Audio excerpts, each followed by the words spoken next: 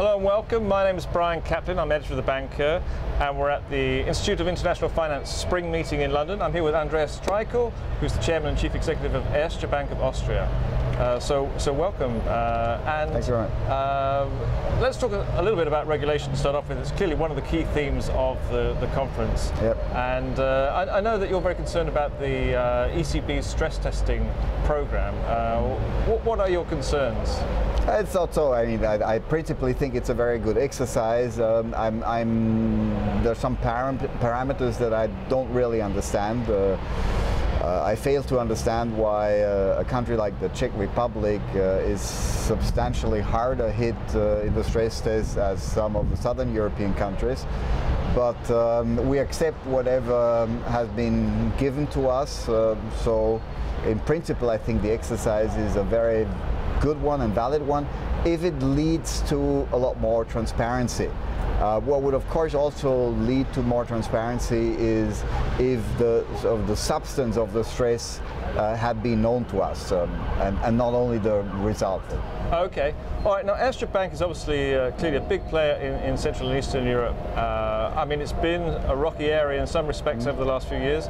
What is the outlook, and how do you see the markets that you're engaged in? I think what we have to accept now, and what people had to learn, that you cannot talk about Central and Eastern Europe anymore as a region. Like you can't talk about Western Europe as a region, because the situation in Sweden is quite different from the situation in Greece. The situation in the Czech Republic is very different from the situation in Hungary, and Poland is different from Croatia. So there are countries that are doing extremely well, and there are countries that do not do so well. But in principle, it still remains the region that has the greatest chance in Europe to bring growth to the continent, because the mix of under-penetration of products in all areas, plus attractive markets, labor markets, make it a region that can grow. So it's a good place. Okay, to but be. you have taken some strategic decisions, haven't you? Because you pulled out of Ukraine last year, and I mean, what about the markets you're still in? I mean, Romania is still a very difficult market. Isn't it? That's a completely different thing. Ukraine was a sort of a research and development area for us. We are a bank that needs a very strong institutional framework.